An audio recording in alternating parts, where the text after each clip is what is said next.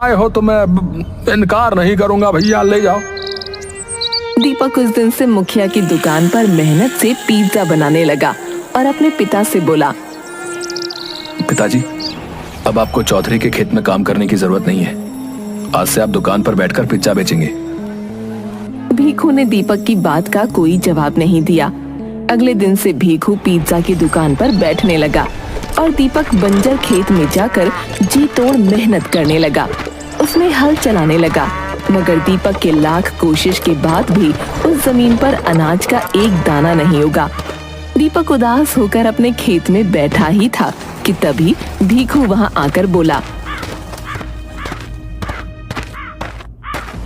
अरे पकड़ो अपना पिज्जा। तुमने तो मेरा धोबी जैसा हाल किया है, जो न घर का रहा न घाट का। गांव में तुम्हारा बनाया हुआ पिज्जा कोई सूंघता तक नहीं, और ऊपर से बंजर जमीन पर हल चलाते चलाते तुम हाल से बेहाल हो गए हो। लगता है हमारी किस्मत में भूखा मरना ही लिखा है। इतना बोलकर भीखू वहां से चला गया। समझ में नहीं आता कि इस जमीन पर फसल क्यों नहीं उग रही। मैंने नए जमाने की सारी तकनीक इस्तेमाल कर ली, इस जमीन में कुछ तो गड़बड़ है। तभी दीपक की नजर खड़े हुए एक गंदे और मैले बूढ़े व्यक्ति पर पड़ी। दीपक उस व्यक्ति के पास पहुंचकर बोला, कौन हो तुम? तुम्हें इस गांव में पहले तो कभी नहीं देखा। वो व्यक्ति दीपक को गौर से देखता हुआ बोला, तुम जमुना दास के पोते मालूम होते हो? हाँ हाँ, लेकिन आपको मेरे दादाजी का नाम कैसे पता, और आप मुझे कैसे जानते हैं? तुम्हारी शक्ल तुम्हारे दादा से जरूर मिलती है। मैं काफी दिनों से देख रहा हूँ कि तुम इस जमीन पर हल चला रहे हो, मगर तुम चाहे जितनी भी कोशिश कर लो, ये जमीन फसल का एक दाना नहीं उगाएगी। अब आप कहना क्या चाहते हैं? तुम्हारे दादाजी एक पढ़े लिखे व्यक्ति थे और विज्ञान से बहुत ही ज्यादा प्रभावित थे। उन्होंने इस जमीन पर एक ऐसा प्रयोग किया था जिसका राज सिर्फ मैं जानता हूँ।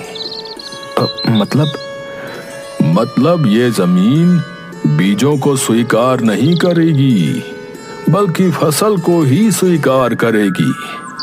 मैं आपकी बात का मतलब बिल्कुल नहीं समझ पा रहा हूँ। तुम्हारे हाथ में ये पिज्जा है, तुम इस पिज्जा के टुकड़े करके इस जमीन पर बो दो और अगले दिन कमाल देखना। इतना कहकर व्यक्ति वहां से चला गया।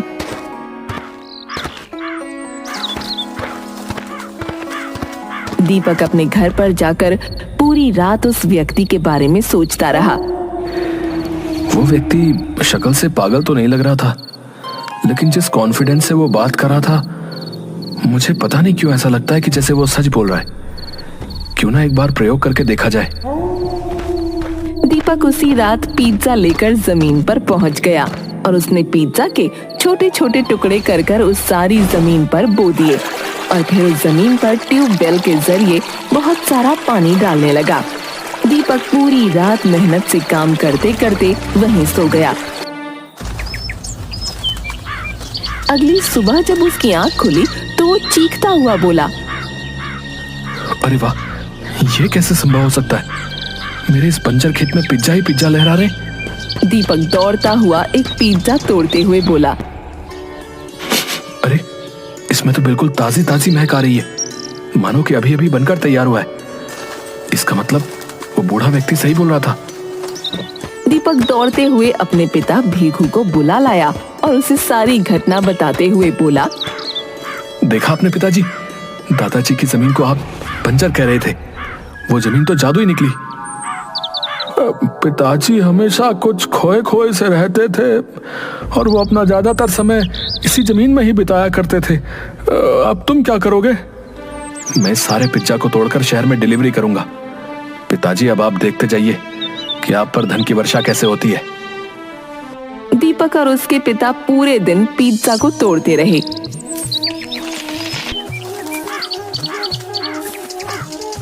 दीपक को सारा पिज्जा लेकर मोंटी के चाचा के पास चला गया। अरे इतने सारे पिज्जा एक ही रात में कैसे बना लिए भाई? ये तो ताजा है, किसी फैक्ट्री से सेटिंग हो गई है क्या? ऐसा ही समझो। लेकिन इतने सारे पिज्जा डिलीवर कैसे हो पाएंगे? मैं आपको एक तरकीब बताता हूँ। आप पिज्जा की कीमत आधी कर दीजिए और सारे शहर में आप माल सप्लाई करिए। बाद में अगर माल मेरे पास नहीं आया तो फिर मेरी तो दुकानदारी खराब हो जाएगी। चिंता मत कीजिए चाचा, अब से ये माल रोज आपके पास आता जाता रहेगा। कुछ ही दिनों में दीपक के ऊपर धन की वर्षा होने लगी। अब उसका मकान गांव में सबसे अच्छा बन गया था। दीपक ने एक कार भी खरीद ली थी और यही बात चौधरी को बर्दाश्त नहीं हुई।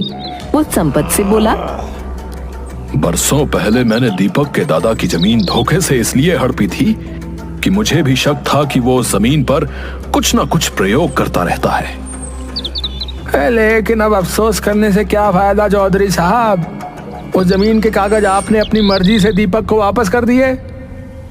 ये कल का लौंडा अगर ऐसे ही तरक्की करता रहा तो वो दिन दूर नहीं जब गांव में चौधरी उसे कहा जाएगा और मुझे मूर्ख। तो अब आप क्या करेंगे? तुम मुझे शायद जानते नहीं हो संपत, मेरे सीने में बरसों पहले का राज आज भी दफन है। कल मैं दीपक के परिवार का किस्सा ही समाप्त कर दूंगा। चौधरी और संपत अगली रात दीपक के खेत में पहुंचे। दीपक अपने पिता और सीमा के साथ अपने खेत से पिज्जा तोड़ रहा था कि तभी चौधरी कड़कती आवाज में बोला, बस बहुत हो गया रतन, जितने तुमने ऐश के दिन काटने थे काट लिए। इतना बोलकर चौधरी ने पिस्तौल निकाल ली। ये क्या कर रहे हैं चौधरी साहब?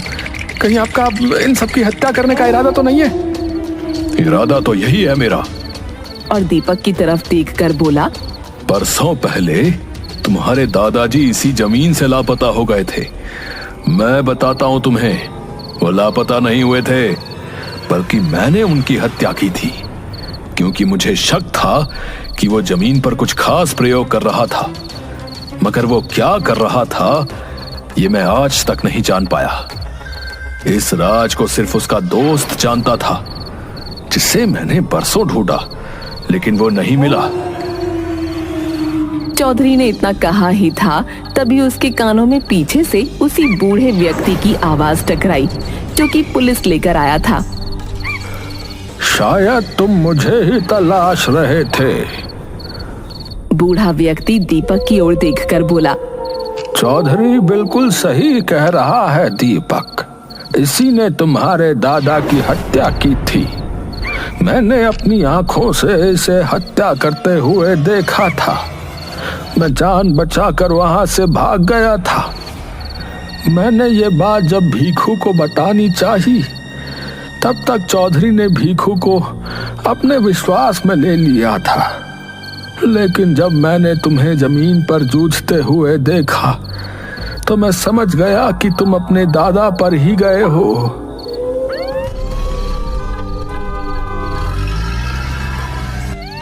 पुलिस ने चौधरी और संपत को गिरफ्तार करके जेल में डाल दिया। बूढ़ा व्यक्ति दीपक की ओर देखकर बोला, अब मेरा जाने का समय हो गया है। लेकिन आप कहाँ जाएंगे? मैं यहाँ का रहने वाला नहीं, बल्कि विदेश का रहने वाला हूँ। मैं इतने साल सिर्फ चौधरी पर नजर रखने के लिए ही यहाँ पर रुका हुआ था, ताकि वो तुम सबको कोई नुकसान न पहुंचा पाए। और मुझे अपने दोस्त के परिवार के किसी सदस्य को उसका राज भी बताना था। दीपक, तुम मेरे दोस्त के इस प्रयोग को सिर्फ अपने फायदे के लिए ही इस्तेमाल मत करना, बल्कि देश के लिए भी इस्तेमाल करना। यही तुम्हारे दादाजी का सपना था। इतना बोलकर वो बूढ़ा व्यक्ति वहां से चला गया।